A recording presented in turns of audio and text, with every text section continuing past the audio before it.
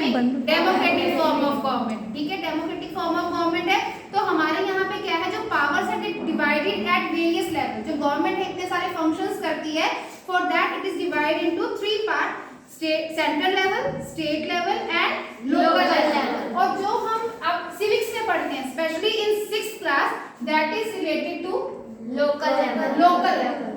Because local level में आपके पास we are going to cover जैसे villages, towns, cities. If we talk about villages, we are having ग्राम पंचायत, ग्राम सभा, ये है हमारे पास। टाउन्स में municipal committee, municipal council and cities में म्युनिसिपल कॉर्पोरेशन। ये दोनों चीजें हमने करनी है अर्बन एडमिनिस्ट्रेशन। सो जो आज का टॉपिक है दैट इज अबाउट द पंचायती राज। सो इसमें जो हम फर्स्ट टर्म पढ़ते हैं दैट इज ग्राम सभा।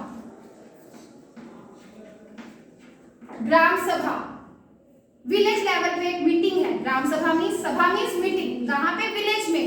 तो वो मीटिंग किसकी है, meeting of all adults. Meeting of all adults. Adults कौन, who attain the age of 18 years and above. आपको ये चीज पता है, हमने ये पढ़ा था। Can you tell me, can you elaborate what is UAF? Universal adult franchise.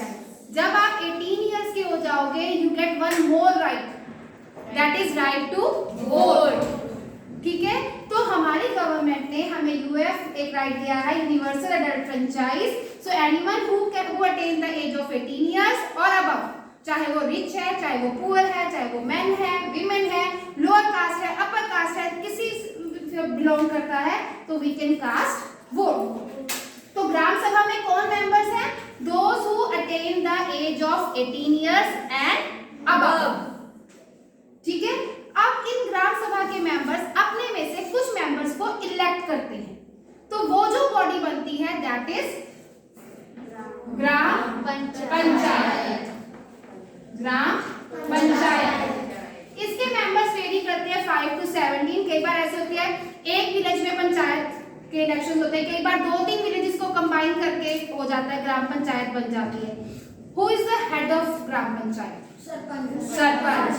What is the term और tenure of gram panchayat? 5 years. Can we talk about term and tenure in terms of gram sabha? Gram sabha कोई टर्म है, tenure है? No, that is permanent body. जब तक आप village में हो, आपकी एज 18 इयर्स और 18 इयर्स के अबव है, you are the member of gram sabha. But if you want to become the member of gram panchayat, you have to contest the election, and वो इलेक्शन के बाद जब आप पंच बन जाते हो, सरपंच बन जाते हो, तो वो कितने टाइम तक काम करते हैं? 5 years। अब ये दोनों आपस में लिंक भी करते हैं, they are linked, जैसे चेन के लिंक होते हैं, and they are differ also। ये आपस में डिफरेंट भी हैं, ये आपस में जुड़े भी हुए। लिंक कैसे है? ग्राम मेंबर्स ऑफ ग्राम सभा elects the members of gram panchayat. ग्राम सभा जो है इन दोनों की, जो इनका एक कॉमन सेक्रेटरी है। ग्राम सभा and gram panchayat having the common secretary. मुझे ये बताओ, सेक्रेटरी वो अपॉइंटेड है कि इलेक्टेड है? Appointed. So who appointed the secretary? Government. तो उसका मेन काम क्या है? ग्राम सभा और ग्राम पंचायत की मीटिंग्स कंडक्ट करवाना और उनकी प्रोसीडिंग्स का रिकॉर्ड रखना, keep the record of proceedings. फिर जो भी ग्राम पंचायत का वर्क है that needs approval of gram sabha. Gram सभा ने उसको अप्रूव करना है, उसके ऊपर that gram sabha also keep eyes on the working of gram panchayat. Gram panchayat कोई भी काम कर रही है उसके ऊपर वो नजर भी रख रही है। मान लो आपकी क्लास है, आपकी क्लास को हम कहते हैं आप एक पूरा से ग्राम सभा का बन गए, उसमें से आपने मॉनिटर इलेक्ट कर लिया। You keep a close watch on his और हर वर्किंग। मैम भी तो अपने फ्रेंड्स का ही नेम लिखती है, ये लिखता है, ठीक है, ये इससे क्लास चुप नहीं होती। आप उसकी हर एक चीज को माइन्यूटली ऑब्जर्व करते हो। तो gram sabha is also there that keeps an eye on the gram panchayat. ठीक है, और आपने अपने में से जिसको चुना, जिसको मॉनिटर चुना, that is the part of gram panchayat. जो इलेक्टेड मेंबर्स हैं वो ग्राम पंचायत में हैं, जो ऑटोमेटिकली जो 18 इयर्स से अबव हैं वो किसके मेंबर्स बन गए? ग्राम सभा। ठीक है, and in gram panchayat there is one more concept, seats reservation. Reserve की गई हैं for women, for एससीज, for STs.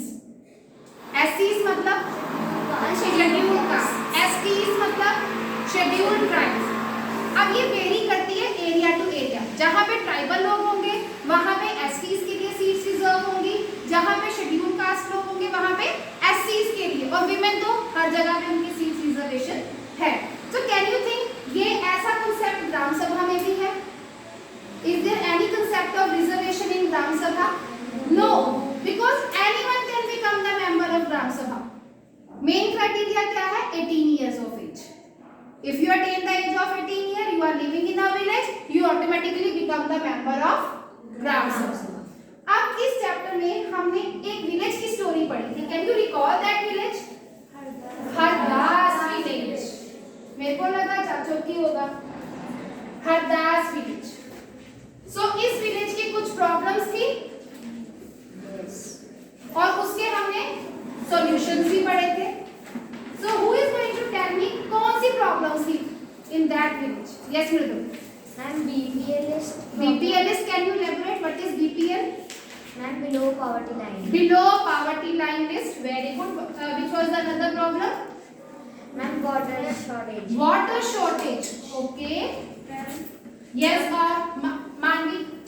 ma'am, the hand pump. Which was the another problem? One more problem was there. Ma'am, problem of roads. Problem of roads. Yes. So उस village में उनकी first meeting थी। Sit down बेटा। So they discussed these three problems.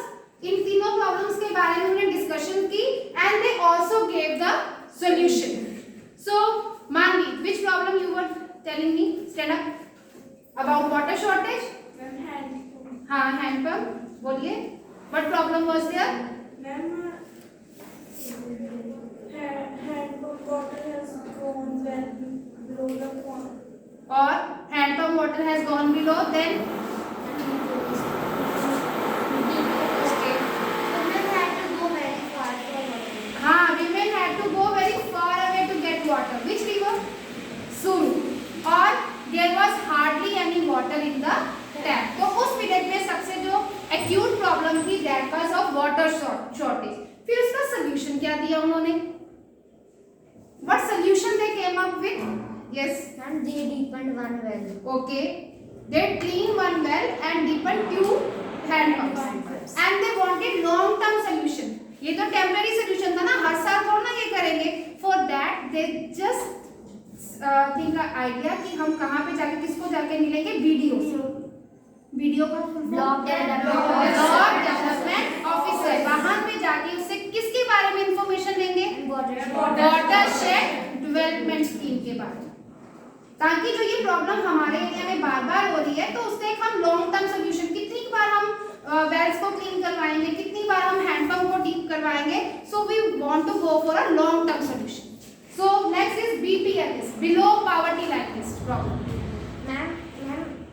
Ma'am उस village में ma'am एक बंदा था मैम, वो बहुत पुअर था मैम, उसका नाम ओम प्रकाश था मैम, उसका नाम बीपीएल लिस्ट में नहीं था, बल्कि सबका नाम था। So in the BPL list the name of the persons, those who were having land, having property were there, but one who was poor, one who was landless, his name was not there. इसका solution sarpanch ने दिया, क्योंकि सरपंच ने जब inquire किया तो उसे पता लगा those who were doing that job for making the BPL list, जब वो ओम प्रकाश के घर गए थे तो वहां पे लॉक लगा हुआ था। तो what he instructed, just revise the list, दोबारा से उसके घर जाओ, check his income, if his income is less then what is prescribed by the government, then his name should be included in the list. Third problem of roads, the road that is in the village that was not in good condition, they wanted to make it again, they wanted to just उनको दोबारा से they wanted to join this with the village road with the highway. Yes बेटा। Problems of road, they plan to repair the roads by connecting village to the highway. ठीक है, so these three problems they discussed. Fine. अब हम इसमें बात करते हैं कि जो पंचायती राज सिस्टम, अच्छा जब आप एग्जाम्स में जो बहुत अच्छा करके जाता है, सभी सेक्शंस में अच्छी परफॉर्मेंस करते हैं, तो हम भी यहाँ पे बच्चों को अप्रिशिएट करते हैं, एक बैच मिलता होता है, क्या लिखा होता है उस बैच पे? हाँ नहीं, कंसिस्टेंट परफॉर्मेंस का बैच होता है ना, जो ओवरऑल अच्छा काम करते हैं। तो उसी तरह पंचायत के लिए भी जो ये पंच होते हैं, इनके लिए भी एक अवार्ड रखा गया, निर्मल ग्राम पुरस्कार। जो ये पंच होते हैं, if they done excellent work, so they are also awarded with that is Nirmal Gram Puraskar. ठीक है, अब जो ये पंचायती राज सिस्टम है, इसके 3 लेवल्स हैं। There are 3 levels of panchayati raj. Who is going to volunteer to write down these 3 levels? First, let me write. Village level पे क्या है? Village level, then block level, then district level. So, who is going to write 3 tiers of panchayati raj? तो village level पे क्या आता है, block level पे क्या आता है, डिस्ट्रिक्ट लेवल पे क्या आता है? Who will volunteer? You tell me the I am going to write. Village level पे मैम ग्राम पंचायत। ग्राम पंचायत, ओके। देन ग्राम समिति। there is पंचायत समिति. Can anybody tell me what is the other name for panchayat समिति? Janpad panchayat, Janpad panchayat, very good. So at the district level we are having Zila Parishad और district panchayat और district panchayat. This is the primary level, this is the middle level, this is the top most level. Apex level है, ठीक है, और ये middle level है, this is the primary level है. यहाँ पे जो है, जो ग्राम पंचायत के जो लोग हैं, उनको कौन इलेक्ट कर रहा है?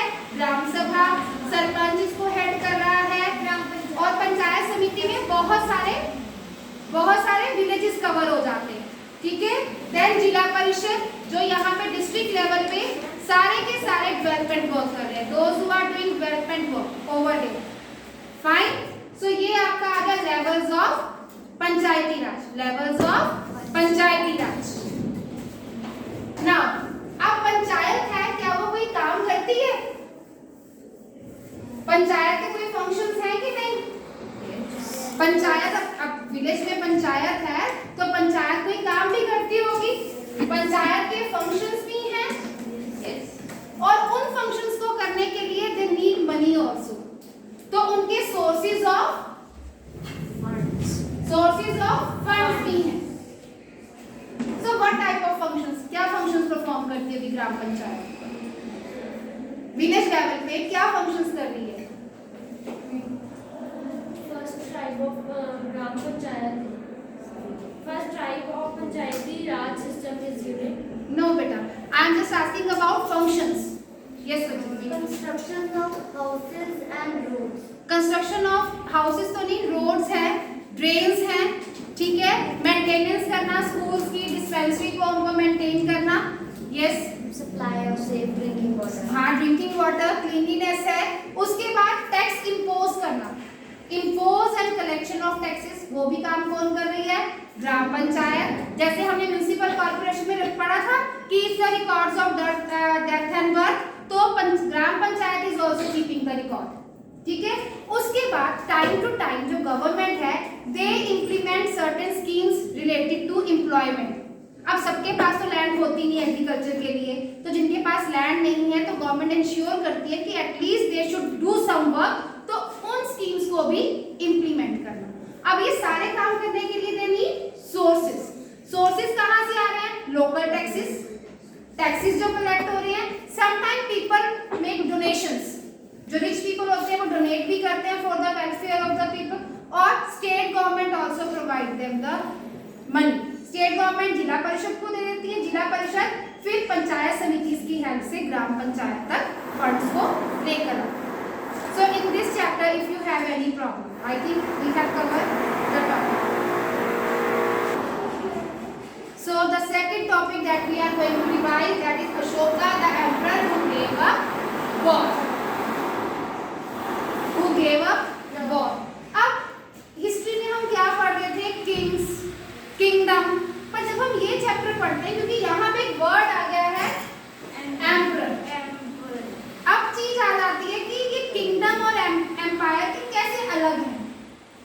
दोनों टर्म सिमिलर नहीं है, ठीक है।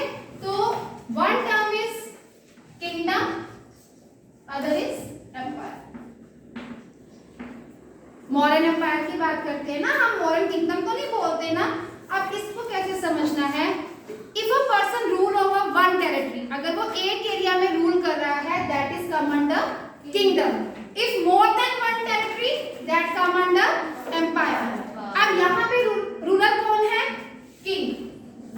यहाँ पे रूलर कौन बन जाएगा? एम्परर। क्या बन जाएगा?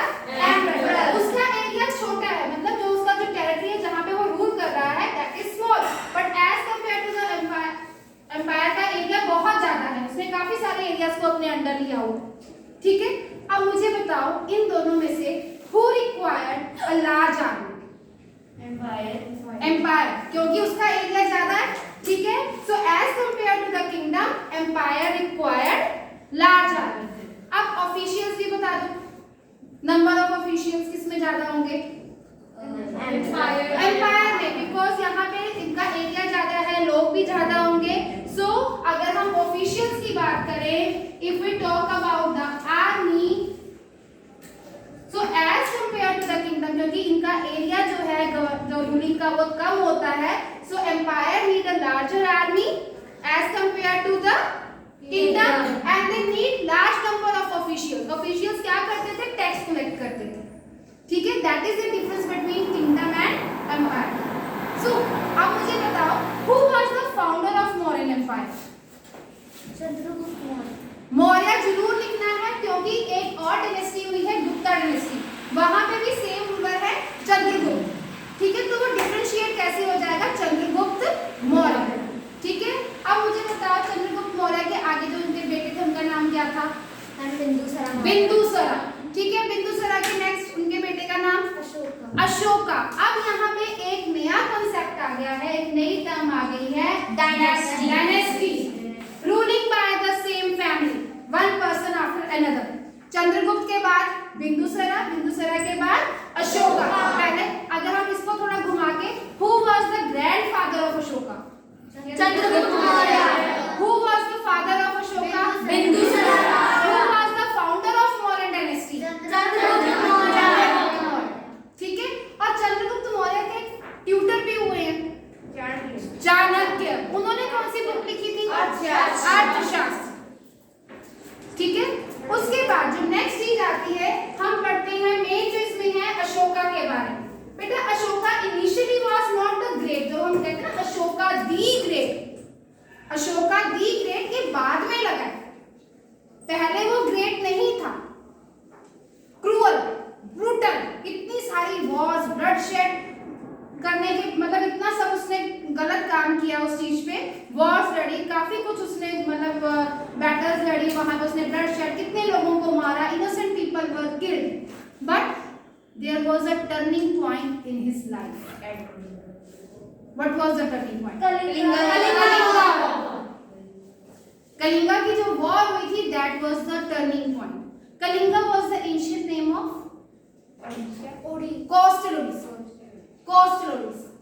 ठीक है। तो जब उसने कलिंगा वॉर देखी कि lakhs of people were killed and injured and so many innocent people were also died, that was the turning point, जहां से उसने ये सोचा कि now I am going to adopt Buddhism, धर्म को मैं करूंगा, जहां से उसका कॉन्सेप्ट आया धम्म, ठीक है। और जब वो बुद्धिज्म के रास्ते पे चला, तो उसने देखा कि जो मेरे एम्पायर है वहां पे कुछ प्रॉब्लम्स हैं, and I want to get the solution of all these problems through thumb only. तो कैन यू टेल कि कौन सी प्रॉब्लम्स देखी होंगी उसने अपने एम्पायर में, क्या देखा होगा जिसका वो सोल्यूशन चाहता था कि मैं धम्म के उसको सॉल्व करूं?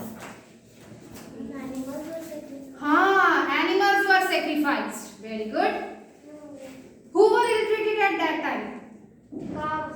No, slaves and servants were ill-treated. There were fights amongst the family members, amongst the neighbors.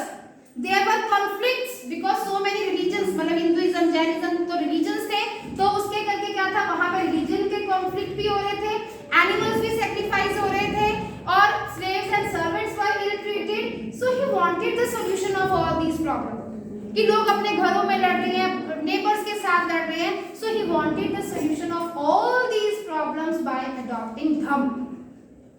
और इस धम को preach करने के लिए, बताने के लिए he adopted some ways. Can you tell me which ways he adopted to spread धम?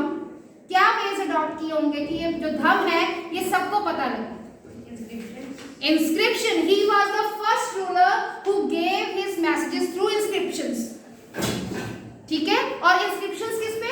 रॉक्स पे, पिलर्स पे।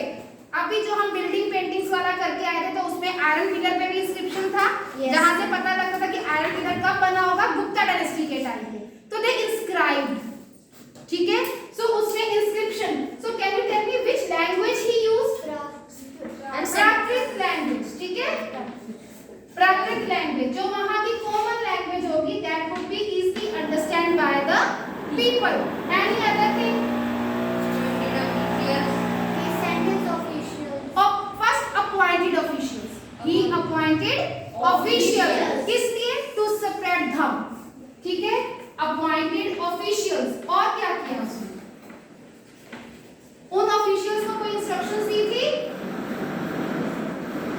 कुछ instructions दी थी officials को who could not know how to read the messages for them। जिनको पढ़ना नहीं आता उनको आपने ये पढ़ के बताना है कि मैंने इन इंस्क्रिप्शंस पे क्या लिखवाया है। और क्या किया उसने?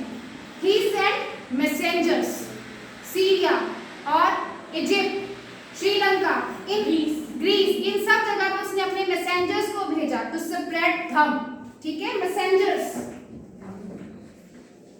So all these ways he adopted to spread धम, ठीक है।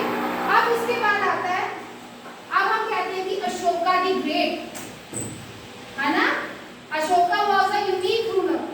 क्या चीजें हैं जो अशोका को एक यूनिक रूलर बनाती हैं? What made him unique ruler? Yes. Ma'am, he was the first person who inscribed his messages through inscription. Very good. He was the one. Yes. He was the only king who gave up the war. After winning the war, he gave up the conquest after winning the war, and he also do some welfare work. क्या welfare काम किया? He dug wells, he built roads, he built rest houses, and the medical treatment for both animals and human beings. और सबसे बड़ी बात, he treated his subjects like his own children. Subjects ये नहीं social science Punjabi, subjects means प्रजा, जो उसने अपने लोगों को अपने बच्चे, जैसे फादर के लिए अपने बच्चे होते, तो उसने कहा कि मैं एक अगर राजा हूं तो मेरे लिए ये सारे मेरे चिल्ड्रन ही हैं।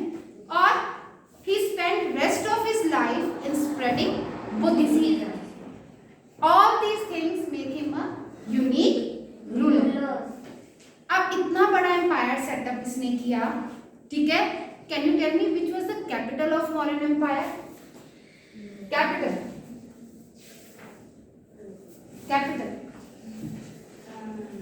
यस बेटा, पाटलिपुत्र।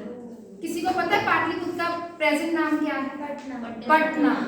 तो जैसे हमारे यहाँ पे भी सेंट्रल गवर्नमेंट है, स्टेट गवर्नमेंट है, तो इसने क्या किया, पहले तो एक सेंट्रल गवर्नमेंट अपना जो मेन जो जहाँ पे इसका एम्पायर की जो कैपिटल थी पाटलिपुत्र, वहां पे इसने वहां पे एडमिनिस्ट्रेशन की। वहां पे इसने किसको अपॉइंट किया? ऑफिशियल्स को। ऑफिशियल्स का काम collect the tax and gave punishment to those who were not following the orders। जो किंग के ऑर्डर को फॉलो नहीं कर रहे उनको पनिशमेंट भी देंगे। फिर स्पाइस क्या होता है? जासूस, नजर रखना कि ऑफिशियल अच्छे से काम कर भी रहे हैं कि नहीं, कहीं अननेसेसरी किसी को इल्ट्रीट तो नहीं कर रहे। देन मैसेंजर्स, क्या करना है? To give away the messages to and fro, मतलब एक किंगडम से दूसरे किंगडम जाना है या दूसरे किसी एरिया में जाके मैसेजेस देने हैं, तो उन्होंने इस चीज को अपॉइंट किया। हाँ, घोड़े पे जाते होते थे, ठीक है। अब तो ये हो गया व्हाट्सएप पे कॉल कर दो तो सारे पास मैसेज स्प्रेड हो जाता है, ठीक है, उस टाइम पे नहीं था। अब उसके बाद क्या आया उन्होंने कि अब कुछ और एरियाज भी थे, तक्षशिला और उज्जैन। वहां पे कैसे किया? उसने कहा वहां पे हम किसको भेजेंगे? रॉयल प्रिंसेस को एज governors.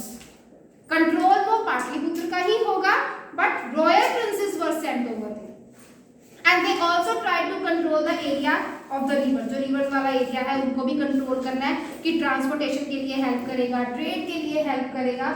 So in this way they ruled over the, क्योंकि यहाँ से एम्पायर स्टार्ट हुआ है, दैट्स व्हाई हम इसे कहते हैं Mauryan empire. Ashoka the emperor, because that person was not ruled over only one area, many other areas came under. अब देखो पाटलिपुत्र कहाँ पे आ रहा है, तक्षशिला कहाँ पे लोकेट किया हमने, उज्जैन कहाँ पे लोकेट किया, तो इन सभी एरियाज को कंट्रोल उसने किया. That's why we talking about Mauryan empire. ठीक है, दैट्स ऑल.